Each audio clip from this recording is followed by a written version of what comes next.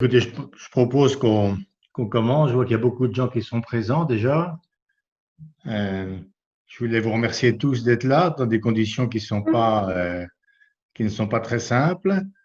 Euh, cette pandémie qui dure depuis bientôt un an n'a pas empêché que vous fassiez des très jolis travaux et que vous envoyiez des résumés qui étaient très, très intéressants. Donc, bien sûr, cette séance, d'abord qui a été réduite à une seule séance, c'était trop compliqué d'en organiser deux. Et puis, elle n'a pas la qualité qu'on lui souhaitait d'échange entre les personnes, puisque c'est quand même un petit peu plus compliqué d'échanger à travers le web que d'être en direct. Hein, mais il n'empêche que vous qui êtes là, vous représentez à peu près toutes les disciplines de la chirurgie et que donc nous aurons cette interdisciplinarité qui est très chère et qui est un des atouts de cette journée. Voilà. Euh, donc, on va avoir, vous avez vu comme d'habitude, des présentations de vos travaux, deux conférences, l'une par Philippe Beaufils qui va être très intéressante sur une analyse un peu critique de ce qui se passe pour l'instant, en particulier avec la Covid-19, et puis l'autre de Corinne Vons sur les essais cliniques de la chirurgie ambulatoire. Comme vous savez aussi, il y a un certain nombre de prix qui seront remis en fin de journée.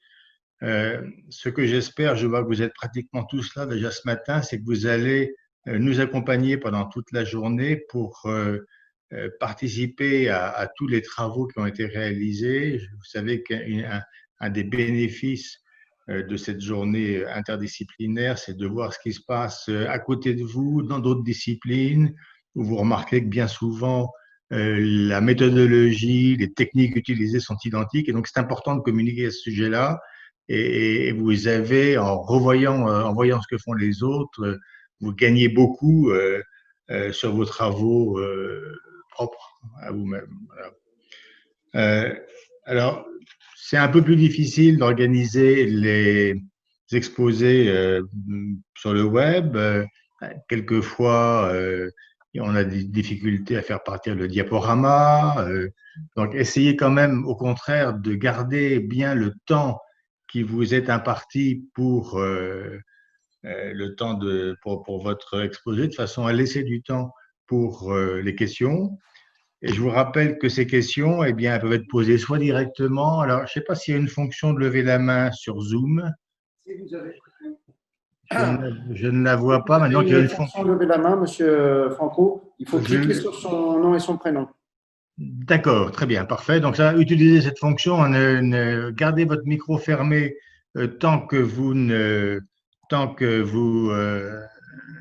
posez pas une question. Et puis, avant de poser une question, levez la main, comme ça, on pourra vous donner la parole. Sinon, on aboutit à une cacophonie online et c'est très, très désagréable. Vous pouvez aussi poser la question sur le chat et donc quelqu'un va surveiller un peu ce qui se dit sur le chat et puis soit transmettre votre question par oral, soit vous répondre, soit on vous répondra plus tard s'il y a beaucoup de questions, mais surtout, n'oubliez pas que l'interactivité est l'élément principal de cette réunion et donc soyez là pour poser des questions. Avant de commencer, Pascal, est-ce que vous avez des recommandations à faire? Non, vous les avez faites, Monsieur Franco. Voilà. Il faut désactiver les micros. Voilà, désactivez les micros tant que vous ne prenez pas la parole. Voilà. Donc, je parlais tout à l'heure des prix. Donc, la remise des prix sera bien entendu aussi virtuelle, mais le prix lui-même ne sera pas virtuel, hein, comme d'habitude. Voilà. Donc, il aura lieu à la fin de la séance. Et c'est un moment, vous savez, important parce que on sélectionne des travaux qui nous ont paru particulièrement bien faits et intéressants. Et donc, nous serions tous très contents que vous participiez ensemble à cette remise des prix. C'est toujours un moment fort pour certains, très décevant pour les autres, mais c'est important d'être là et d'entourer les candidats qui sont primés. Donc, ne nous quittez pas rapidement. après votre exposé, mais restons ensemble toute la journée. Donc la première session va démarrer bientôt et va être modérée par Jérôme Tonetti et Marc Zanello. Alors, je crois que Marc est là. Je ne sais pas si Jérôme est arrivé. Je ne le vois pas. Donc, je suggère que quelqu'un d'entre nous, peut-être Richard ou Philippe, vous pouvez modérer avec Marc Zanello. Oui, oui. Voilà. Et donc, moi, j'invite peut-être la première communication à se mettre en place, celle de